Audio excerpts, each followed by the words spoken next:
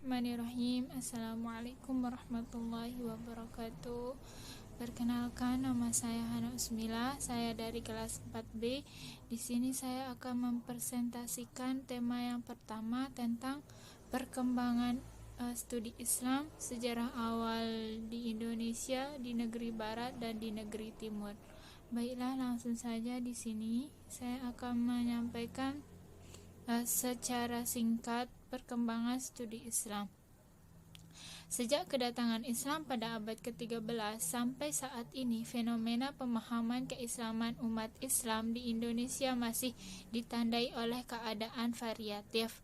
Walaupun keadaan amat variasi, tetapi tidak keluar dari ajaran yang terkandung dalam Al-Quran dan As-Sunnah, serta sejalan dengan data-data historis yang dapat dipertanggungjawabkan keabsahannya atau ketepatannya. Di kalangan para ahli masih terdapat perdebatan di sekitar permasalahan apakah studi Islam atau agama Islam ini dapat dimasukkan ke dalam bidang ilmu pengetahuan, mengingat sifat dan karakteristik antara ilmu pengetahuan dan agama yang berbeda. Permasalahan ini banyak ditemukan oleh para pemikir Islam. Pemikiran mereka tentang Islamic study atau dirasah Islamiyah atau studi Islam ini berakar pada kesukaran seorang agamawan untuk membedakan antara normativitas dan historitas dengan bertumbuh kembangnya dalam sejarah kehidupan manusia. Maka Islam dapat dikatakan sebagai sebuah disiplin ilmu, yakni ilmu keislaman atau Islamic study. Selanjutnya di sini sejarah awal metode studi Islam. Studi Islam masa-masa awal, terutama pada masa Nabi Muhammad SAW dan pada masa sahabat, dilakukan di masjid. Pusat-pusat studi Islam sebagaimana yang dikatakan oleh Ahmad Amin, sejarawan Islam kontemporer, berada di Hijaz, berpusat di Makkah dan di Madinah, Irak, berpusat di Basrah dan Kufrah dan Damaskus. Masing-masing daerah diwakili oleh para sahabat ternama. Pada masa kemasan Islam, pada masa pemerintahan Abbasiyah, studi Islam dipusatkan di Baghdad, Bait al-Hikmah, sedangkan pada pemerintahan Islam di Spanyol dipusatkan di Universitas Cordova dan pemerintahan Abdurrahman ketiga yang bergelar Al-Dahyil. Di Mesir berpusat di Universitas Al-Azhar yang didirikan oleh dinasti Fatimiyah dari kalangan Syiah. Studi Islam sekarang berkembang hampir di seluruh negara di dunia, baik Islam maupun yang bukan Islam.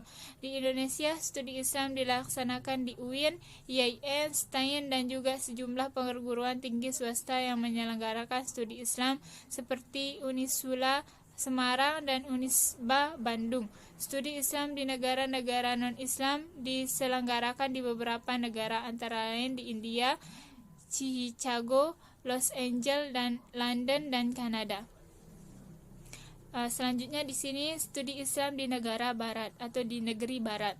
Secara historis, menurut Jan Jaski Wardebroek, Islam studi pada paruh pertama abad ke-20 menjadi bidang studi yang mantap dan penelitian dan mengajarkan di Eropa dan Amerika Utara secara luas. Selanjutnya, sepanjang waktu sampai ia disebarluaskan pada mayoritas universitas sejak akhir abad ke-19.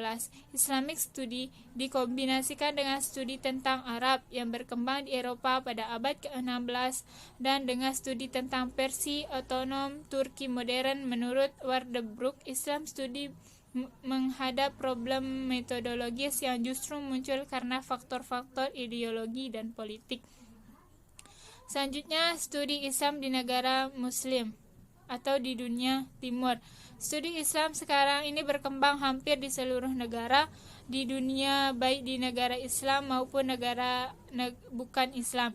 Di negara Islam terdapat pusat-pusat studi seperti Universitas Al-Azhar di Mesir dan Universitas Ulumul Quran di Arab Saudi.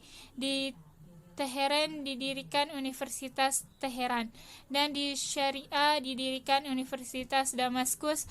Di universitas ini studi Islam dilakukan dalam kuliah Asy Syariah atau Fakultas Syariah, yang di dalamnya terdapat program studi Usuluddin, tasawuf, dan sejenisnya. Selanjutnya di sini yang terakhir, sejarah metode studi Islam di Indonesia. Ada beberapa tahap kedatangan agama Islam ke Indonesia. Kalau dianalisis, kedatangan Islam di Nusantara yang memiliki model yang bervariasi dari waktu ke waktu menurut pendekatan historis. Antara lain di sini pertama, teori Gujarat. Islam masuk ke Nusantara abad ke-13 Masehi, berasal dari Gujarat atau Cambai, India, mendukung teori Pinjabel, Senok-Horgeroye, Ewefi Studenherm, dan Bernard H.M. Falket data berdasarkan sumber kolonalis. Yang kedua di sini teori Persia. Islam masuk ke Nusantara abad ke-13 Masehi, berasal dari Persia atau Iran, mendukung teori Umar Amir Hussein dan P.A. Hussein Jaya di Ningrat. Data dugaan kesamaan budaya, misal peringatan 10 Muharram wafat Hasan Hussein radhiyallahu anhu dan lain-lain.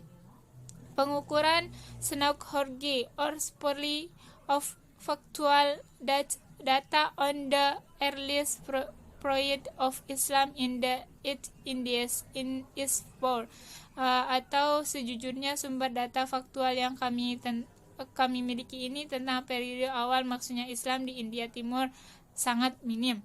Selanjutnya di sini terakhir yaitu teori Arabia atau Mekah Islam, datang ke Nusantara abad ke-7 Masehi, berasal dari Jazirah Arab, Makkah atau Madinah.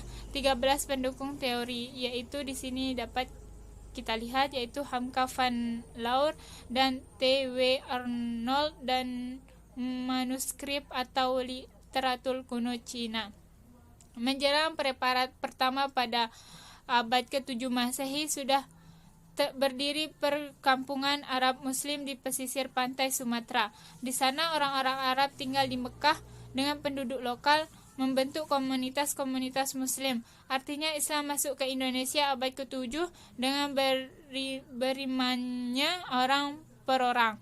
Bahkan saat itu sudah ada jalur penyelenggaraan yang ramai dan bersifat internasional